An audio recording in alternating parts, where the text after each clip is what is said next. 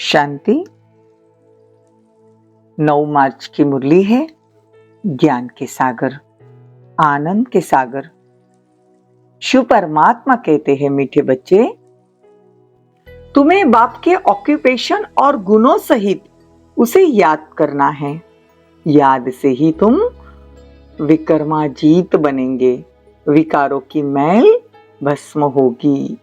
प्रश्न है, ज्ञान की धारणा किन बच्चों को बहुत सहज हो सकती है? उत्तर है, जिनमें कोई भी पुराने उल्टे सुलटे संस्कार नहीं, जिनकी बुद्धि याद से शुद्ध होती जाती है। उन्हें ज्ञान की बहुत अच्छी धारणा होती है। पवित्र बुद्धि में ही अविनाशी ज्ञान ठहरेंगे। आज बाबा ज्ञान की धारणा किन बच्चों को होती है, इस पर प्रकाश डाल रहे हैं। बाबा कहते हैं, पवित्र बुद्धि रहेगी तो ही ज्ञान रत्न ठहरेंगे। भोजन बहुत शुद्ध हो, बाप को स्वीकार कराकर फिर खाने से भी ज्ञान की धारणा अच्छी होती है। ज्ञान को धारण करते करते तुम मुरलीधर बन जाते हो। गीत है, तुम्हारे बुलाने को जी चाहता है। ओम शांति। आत्मा परमात्मा को बुलाती है। सिर्फ आत्मा कहे तो कहेंगे आत्मा तो वाणी से परे है। इसीलिए कहते हैं जीव आत्मा परमात्मा को बुलाती है। जीव आत्मा मतलब आत्मा और शरीर दोनों जब साथ में रहेंगे तब परमात्मा को बुला सकेंगे। भक्तों की बुद्धि परमात्मा के बारे में कहां कहां जाती है, कुछ भी मनुष्य समझते नहीं, क्योंकि वो समझते हैं परमात्मा सर्वव्यापी है। तो बुद्धि कहां जाएगी? सर्वव्यापी समझने के कारण कहेंगे सब भगवान के रूप है, बुलाते हैं, परंतु बुद्धि में लक्ष्य नहीं। देखो, परमपिता परमात्मा तरफ बुद्धि जाती ही नहीं उनकी। किसी भी जीव आत्मा की बुद्धि में यह नहीं आता कि हम ज्योतिर्लिंग शिव को याद क्यों करते हैं। देखो, परमात्मा का रूप स्टार रूप है, आत्मा भी स्टार है। अगर परमात्मा को इतना बड़ा रूप बना दिया तो याद कैसे करेंगे? आत्मा स्टार, आत्मा का पिता स्टार। तो जैसे हम आत्म स्थिति में टिककर परमात्मा की याद करते हैं तो वो याद टिकती है। परमात्मा का सही परिचय हो तो भी याद टिकेगी। सर्वव्यापी कहेंगे तो किस किस को याद करेंगे? तो यहां भी तुम बच्चे समझते हो, बाप हमको विश्व का मालिक बनाते हैं। मनुष्य तो न आत्मा का न परमात्मा को जानते हैं।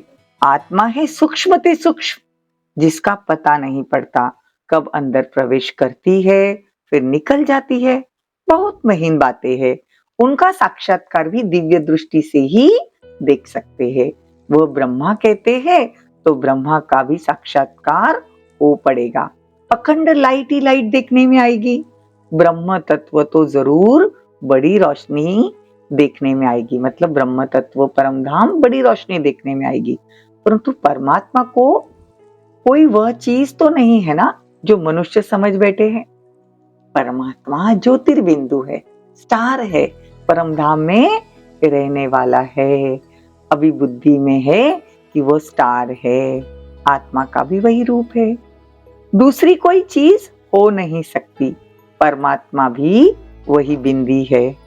तो भल मनुष्य शिव को याद करते हैं, परंतु इस ज्ञान से याद नहीं करते, वो जानते ही नहीं, और न जानने के कारण विकर्म विनाश नहीं होते। देखो, सारी दुनिया परमात्मा शिव को जानती है, मानती है, लेकिन उनको स्टार रूप में वो कहाँ रहता है, उसके ऑक्यूपेशन को न जानने के कारण, परमात्मा के रूप को न जानने के कारण विकर्म विनाश नहीं होते हैं।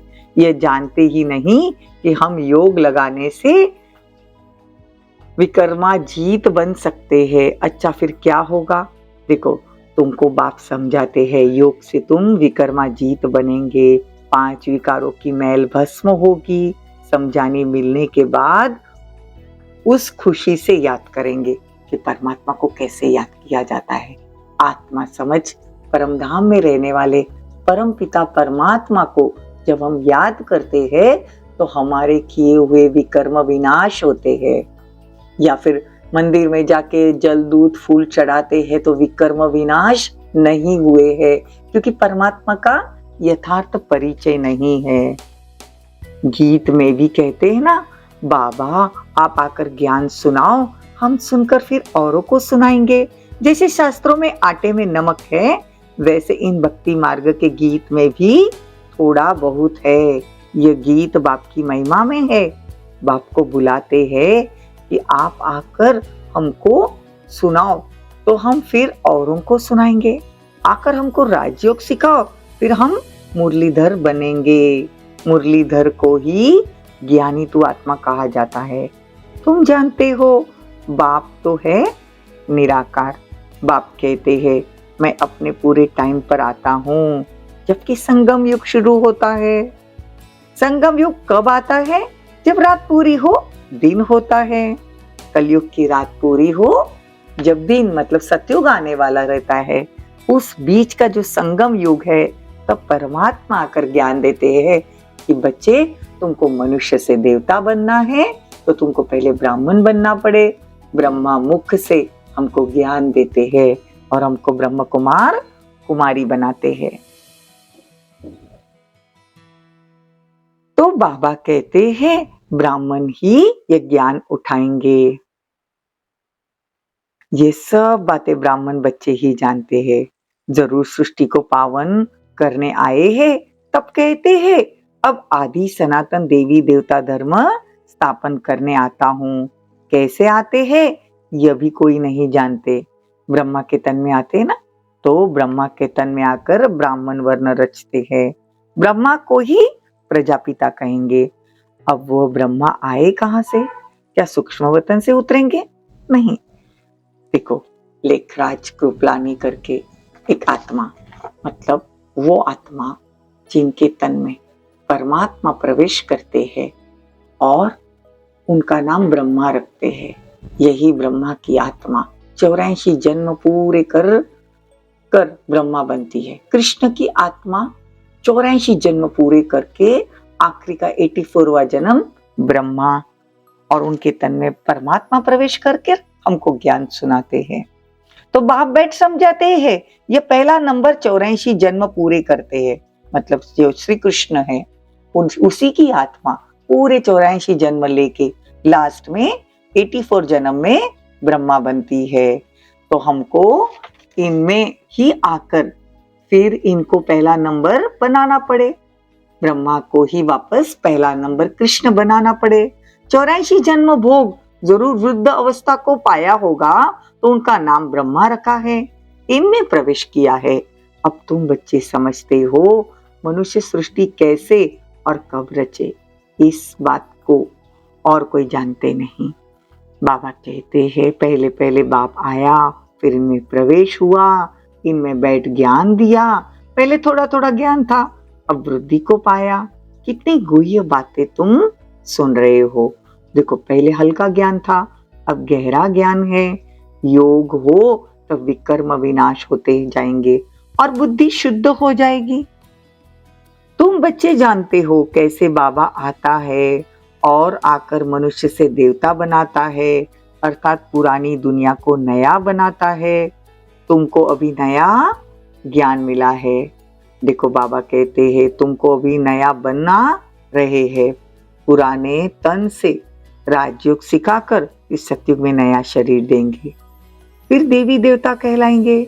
वहां माया होती नहीं, ये तुम समझा सकते हो। ब्रह्मा को प्रजापिता ब्रह्मा कहा जाता है। ब्रह्मा को प्रजापिता कहा जाता है, मतलब प्रजापिता ब्रह्मा कहा जाता है। ये सब मानेंगे कि भगवान ने आदम बीवी ब्रह्मा सरस्वती द्वारा रचना रची। देखो, कोई उनको आदम बीवी कहता है, कोई एडम ईव कहता है, बाबा उसको ब्रह्मा सरस्वती कहते हैं। गीता में कहते हैं ना, मैं राजयोग सिखाता हूँ, राजाओं का राजा बनाता हूँ। शूद्र से ब्राह्मण बनाकर ज्ञान अमृत पिलाए, असुर से देवता बनाते हैं। देखो, बाबा का ज्ञान कितना पावरफुल है। बोलिए, लिखा हुआ है परंतु पहले शूद्र वर्ण से ब्राह्मण वर्ण मिलाते हैं तो तुम समझा सकते हो हम ब्रह्म कुमार कुमारी हैं। देखो शूद्र वर्ण में या शूद्र आत्माओं को ये ज्ञान समझ में नहीं आएगा।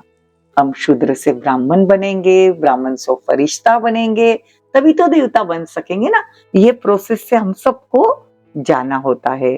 ब्रह्मा है प्रजापिता, वास्तव में ब्रह्मा की संतान तुम भी हो। ब्राह्मणों की शुरुआत संगम पर होती है। ब्रह्मा द्वारा हम ब्राह्मण पढ़ते हैं, रुद्र ज्ञान यज्ञ की संभाल करते हैं। भगवान ने जो इतना बड़ा यज्ञ रचा है, राजस्व अश्वमेघ अविनाशी रुद्र गीता ज्ञान यज्ञ, ये इतना बड़ा यज्ञ है। तो इस यज्ञ में हम अपने सारे विकार आहुति में डालते हैं, अपने विकारों की आहुति देते हैं। यज्ञ में सब कुछ स्वाहा किया जाता है ना, तो हम रुद्र ज्ञान यज्ञ में और कोई किचड़ा नहीं डालते, अपने पापों को स्वाहा करते हैं। तो क्या होगा फिर जब यज्ञ में 5 विकार डालेंगे, सब पाप भस्म हो जाते हैं। ब्रह्मा की बेटी सरस्वती भी गाई हुई है, जिनको जगदम्बा कहते हैं। उनसे सब कामनाएं पूरी होती है। वो अम्बा फिर लक्ष्मी बनती है और फिर हम ब्राह्मण से देवता बनते हैं।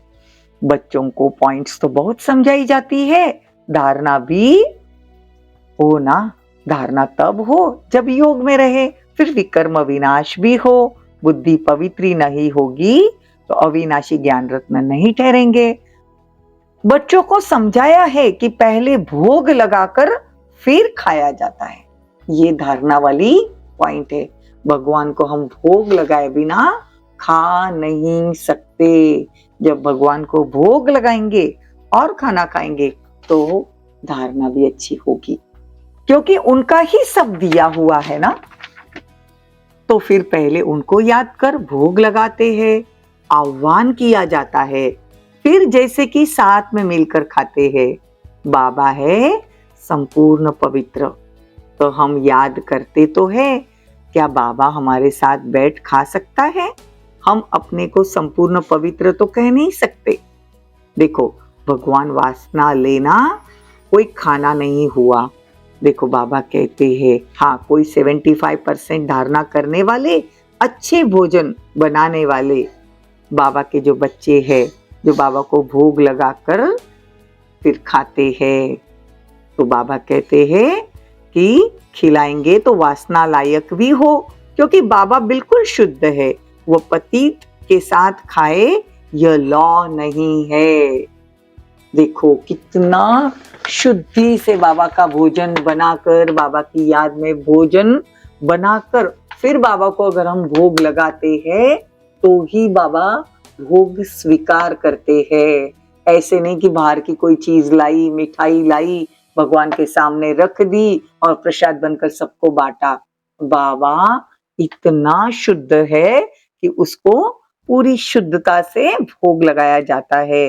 वो वासना ले सकता होगा। बाबा कहते मैं वासना भी क्यों लूं? बाबा तो निष्कामी है ना। वासना लेने की भी मेरे पास कामना नहीं है। मैं 100% निष्कामी हूँ। भोग ऊपर जाता है, बहरूपी बट देवताओं को खिलाते हैं।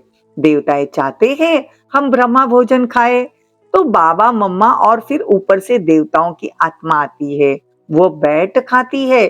फिर भी रुचि से तब खाएंगे जब पकाने वाले योगी हो। शिव बाबा इतना निष्कामी है कि वो भोग की वासना तक नहीं लेता। लेकिन हम ब्रह्मा भोजन बनाकर ब्रह्मा, सरस्वती और देवताओं को जब हम ऊपर भोग लगाते हैं तो वो भी तब ले जब हम दिल से बाबा के लिए भोग बनाए। देवताएं भी ब्रह्मा भोजन की महिमा करते हैं। बाप कहते मैं आया हूँ तुम्हारी सर्विस करने। हम तो तुम्हारा पूरा निष्कामी सर्वेंट हूँ। तुम भल 36 प्रकार के भोग लगाओ, 108 प्रकार के भोग लगाओ। भक्तों ने ही भोग लगाया और भक्तों ने ही फिर खाया। भगवान तो निष्कामी है, तो भी ऑफर करना चाहिए। भगवान को ऑफर करना चाहिए।